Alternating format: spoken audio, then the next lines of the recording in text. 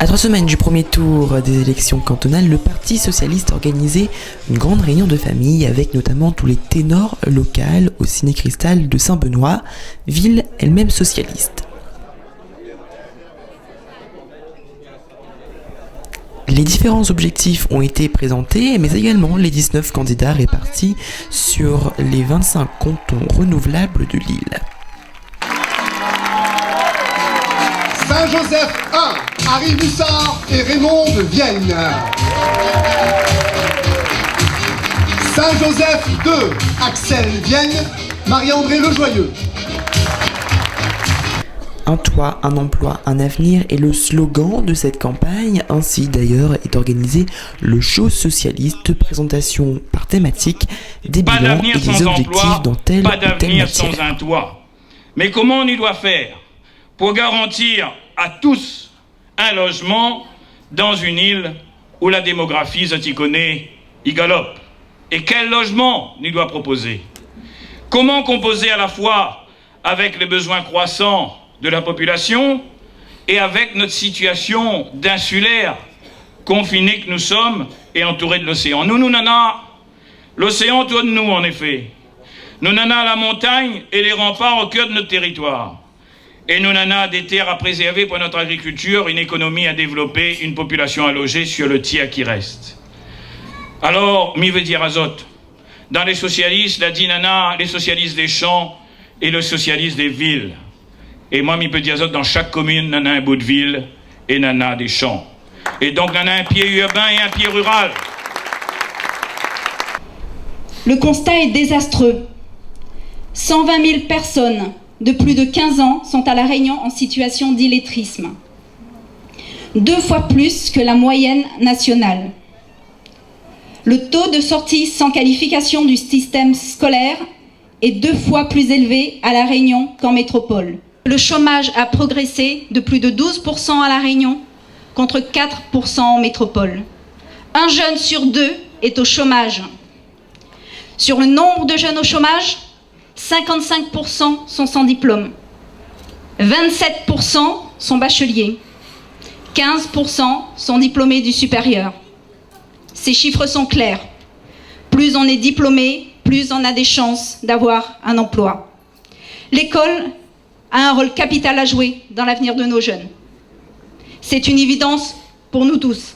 Nous devons offrir à nos jeunes des conditions optimales de développement et d'épanouissement, y compris pendant les vacances.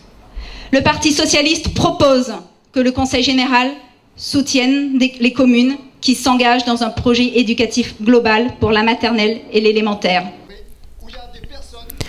Les erreurs du passé sur la bataille de la région, surtout, ne sont pas oubliées. Alors on n'hésite pas à évoquer les accords avec le MRC et le PCR pour le second tour, sans oublier Europe Écologie avec qui une alliance serait possible.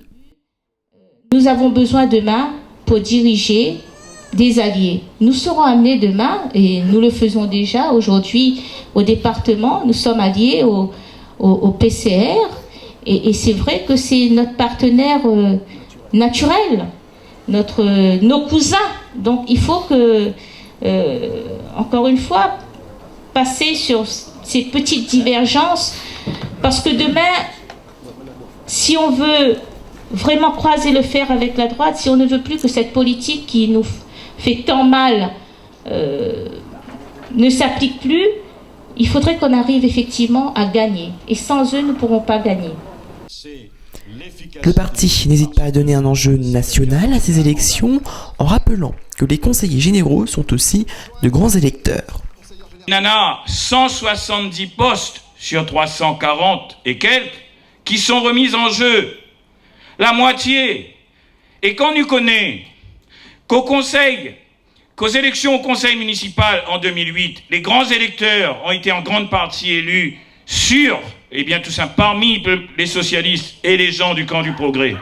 Quand on connaît que les conseillers généraux de cette année-là ont été élus parmi, tout simplement, les socialistes en grande majorité et les gens du camp du progrès. Quand on connaît que les conseillers régionaux de l'année dernière a été élu en très grande majorité dans toute la France et dans les Outre-mer, même si chez nous, la fait exception, c'est des grands électeurs. n'y doit connaître que le bout qui manque, c'est cette année les grands électeurs renouvelés pour le Conseil général. Et je voulais vous montrer cela pour vous dire que s'il n'y bascule 15 par ici, 15 qui passent de la droite et il vient sur la gauche, eh bien, pour la première fois dans l'histoire de notre République, le Sénat va basculer à gauche. Et ce serait une première.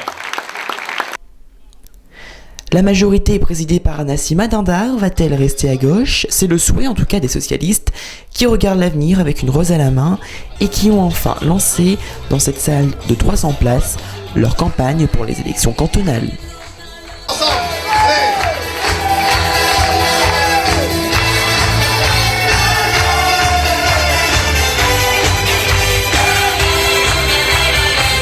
Qu'on appuie,